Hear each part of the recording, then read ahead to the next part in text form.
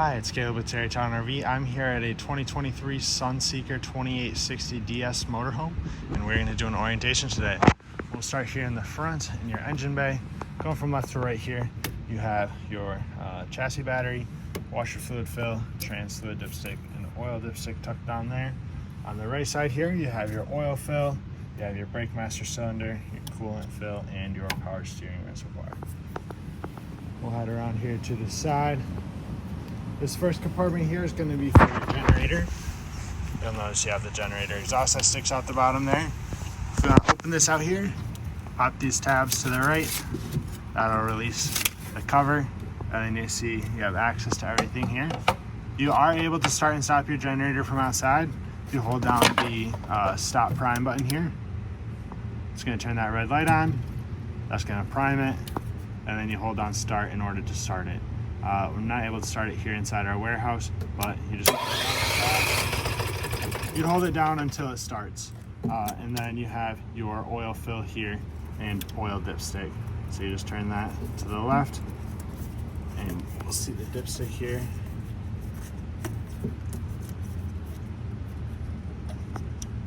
Just like that. There will be information inside in your owner's manuals on how often to do your oil changes for this, because they do vary. As you use it more, you'll have to do less oil changes, kind of. There's kind of a break-in period for it. Well, you have to do a couple oil changes there. We do have next a couple compartments. There up above is your water heater. This is a gas and electric water heater. Your switches for that are going to be inside. Down at the bottom is your drain, and you have your drain cap right here. It's saying that down over that when you want to use it. It's a 1 1/16 inch socket that you use for that. Once you turn your water on, the tank here will start to fill. Before you turn it on gas or electric, make sure that your tank is full of water. To do that, you can pull on your pressure relief valve here, and water is going to come out. Once the water comes out of there, you're good to turn it on. Like I said, the switches are inside for that. And when you're all done, I recommend you take your cap off. That way, your water in there can drain out and not just sit in there. You have your fuel fill right here. You also, right above that, have your fresh water tank fill. Just a gravity feed there, so you'll stick your hose in there, turn it on, and that's going to go directly into your freshwater tank. Down below here, you have your other water inputs. So right here is your city water connection. So if you're hooked up to water full time, this is going to bypass your freshwater tank completely. So you hook your hose up to that, turn it on, and that is going to be what creates your water pressure for you. With the city water connection here, I do recommend a 90-degree elbow fitting, because you are able to run your hose up through the floor of the compartment. That way you can still close your main compartment door. So if you get a 90-degree elbow there, that's going to allow it so your hose doesn't have to go straight up and then kink. It'll allow it just to go straight up to the bottom of that elbow, so your hose doesn't kink. You have your sewer drains here on the bottom. Left is your black tank for your toilet. Right is your gray tank for your dirty sink and shower water. You'll hook your sewer hose up to that after you remove your cap. You'll pull your black tank handle first, and once that's fully drained, you'll pull your gray tank handle, and that gray dirty sink and shower water is going to help to rinse the black toilet water out of the end here. You also have a black tank flush. So after your gray tank is done emptying, you can close that. You'll leave your black tank handle open, and then you hook a hose up here to your black tank flush, turn it on, and that sprays directly into your black tank in order to help rinse it out and clean off your sensors so you can get more accurate readings on your monitor panel. Then when you're all done with that, turn your water off here, close your slide valve, put your sewer cap on, and you're all set. And obviously too, you do have an outdoor shower. Put the spray nozzle on there. There's a clip here on your compartment as well. Just be sure if you're running your slide out in and out that door is down. Otherwise it's going to hit behind the fascia here. With your slide outs for both of them, you're going to have wipe away seals on both sides as well as on the top. With those, I recommend that you use slide out seal conditioner. It comes in a spray can. You'll spray it on there, it's going to foam up, and you just let it sit there and soak into the rubber. That way it keeps the rubber from drying out, and you'll get longer lasting life out of those. So that's how you'll treat those. You do also have the awning covers over top, which is going to help protect the roof of the slide out there as well. You have your 30 amp power cord here. It's just a standard twist lock cord. I do recommend a 30 amp surge guard in line with that to help protect the electronics on the unit. It's a lot cheaper in the event of a power surge to replace a surge guard than it is to diagnose and repair electrical on here. And to the left of that, you have your input for cable and satellite. So if you're staying at a campground that has cable hookup, or if you have a portable satellite dish, that's where you hook that up to. And you see your pass-through storage right here. Come around to the back side, you have your hitch receiver and 7-way plug. There's your backup camera built into your marker lights up there. And you have an LP quick connect on the back, which is tied into your propane system. We'll come over here to the passenger side now. So this is gonna be your other side of the pass-through storage. And just another storage compartment there. And the big outdoor kitchen. Open up the mini fridge here. You have your temperature control there. Just turn that dial to what you want to set it to. TV here. This is on a hinge, so you can pull that out, and you have a little bit of storage hidden behind there. Just be sure to snap this securely in place. There's a little latch mechanism here on the side. You want to hear that kind of click into place there. Then you have your induction top cooktop here. There's a plug for it right here, so you do have to plug it in before you can use it, but you just plug it in there and outlet right up above, and then you're good. And then obviously outdoor sink. You are also able to check your tank levels for your gray tank here. There's a separate gray here that is just for this sink, and it has its own drain in the back, which we'll see right down here. So it's got a separate pull handle on it and a separate drain. That is solely for the outdoor kitchen here. That's why you have a separate monitor panel. And you have on off for the refrigerator there as well. It's going to activate it, and then you can set your temperature with that dial. You have two 110 outlets right here. Next to that is your furnace exhaust vent. So this will blow out hot air when you're running your furnace. So you want to be sure you don't block it or touch it. You also have two outdoor speakers up above, which will be controlled inside right underneath your power awning. So another storage compartment, and then up front here is your propane. So on the left you have a gauge to see how full it is, valve to open and close it, turn it to the left to open it, turn it to the right to close. Behind this cover here is your fill valve, and you have a bleeder valve there, which you use when you fill it as well. And you have one of your two side view cameras here. The other one is going to look identical to this, but be on the other side of the coach. That should be everything out here. We'll work our way inside now. We're going to have some controls right inside the door here.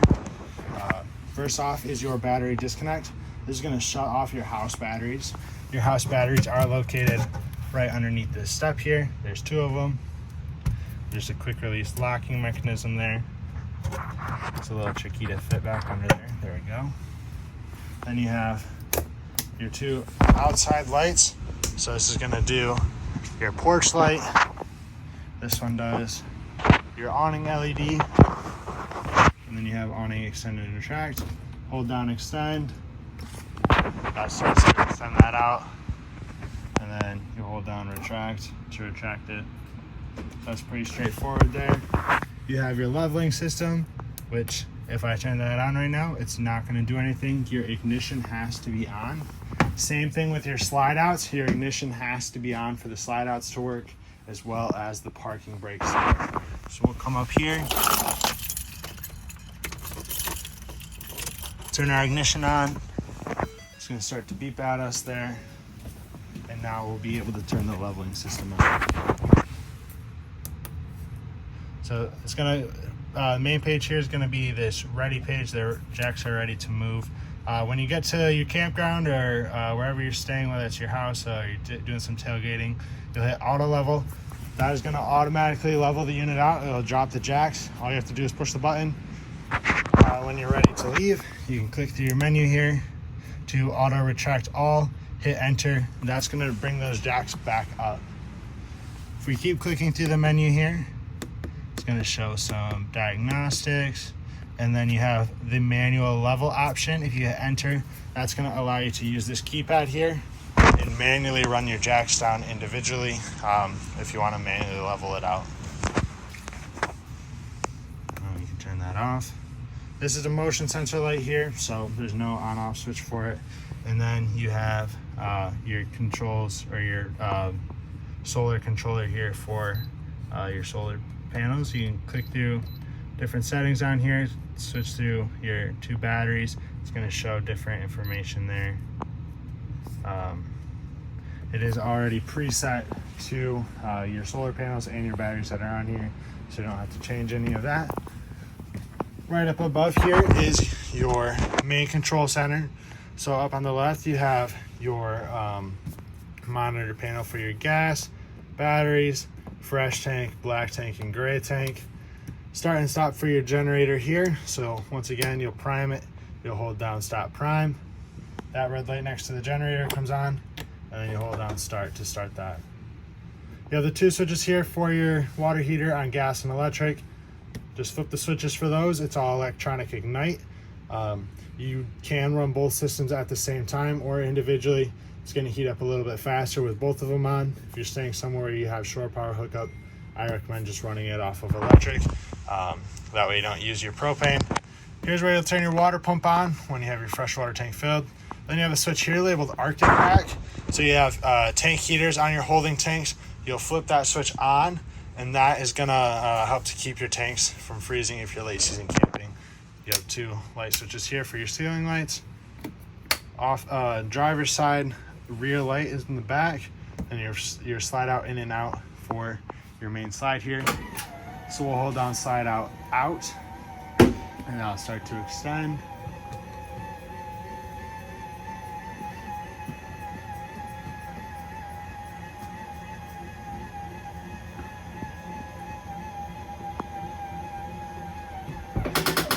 Makes a clicking noise once it's fully extended.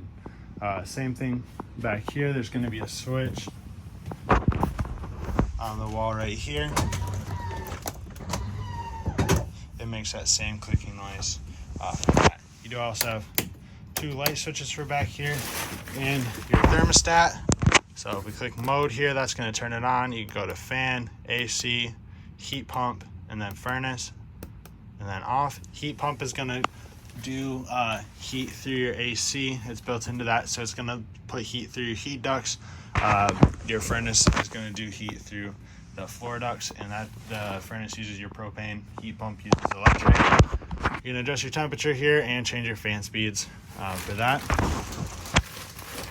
Open the bathroom door here. This is going to also work as kind of your as a door for the entire bathroom or back half of the unit. If you want to close that off, there's a little magnet tied to it. Your toilet here has a foot pedal flush. Halfway down brings water into the bowl. All the way down is going to flush it into your tank.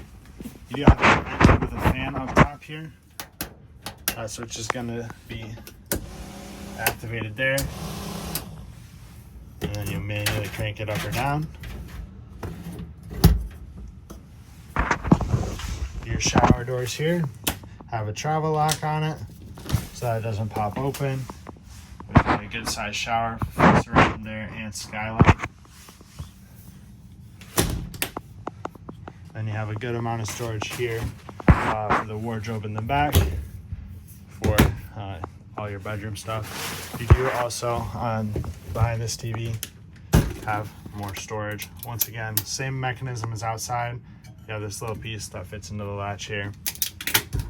Just gotta give it a little bit of a push to hear that actually click into place. You have a vent in the ceiling here that has no fan.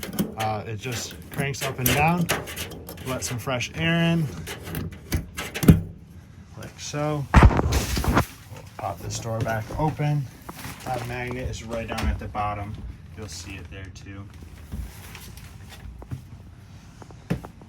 In the kitchen here, you have a wireless charger on the countertop there, so just set your phone and it starts to charge. You have your stovetop and convection microwave oven.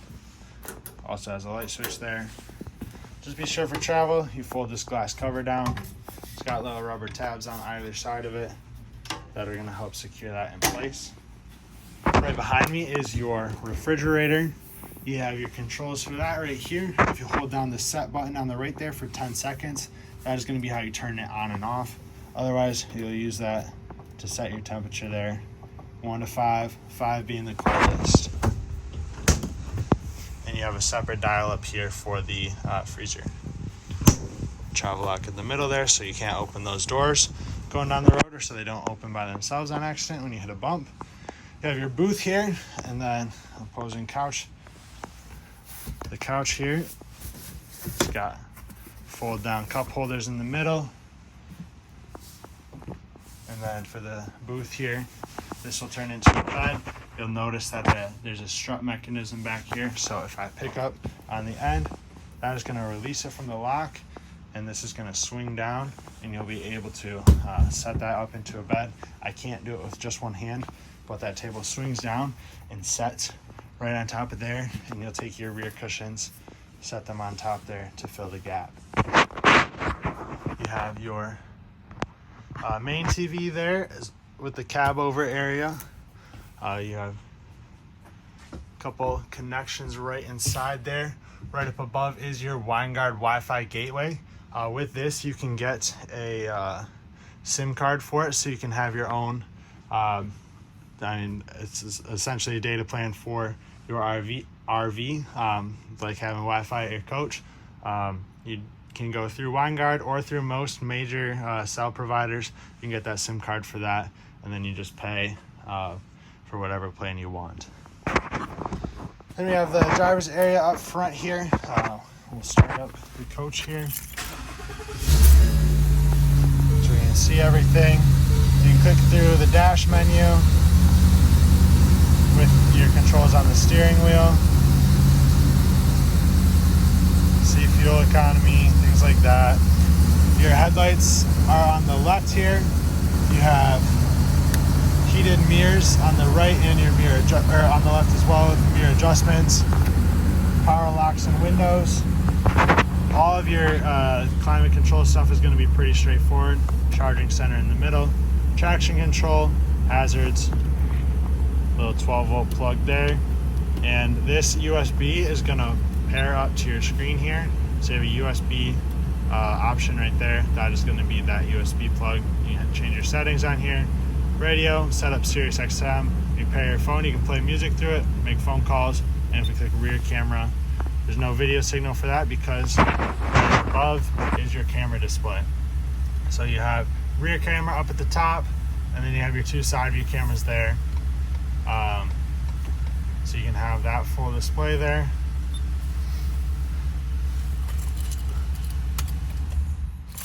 That should be everything up front here. Hope this video is helpful to you. If you have any questions, please feel free to reach out. We'd love to get those answered for you. And thank you for choosing Terrytown RV.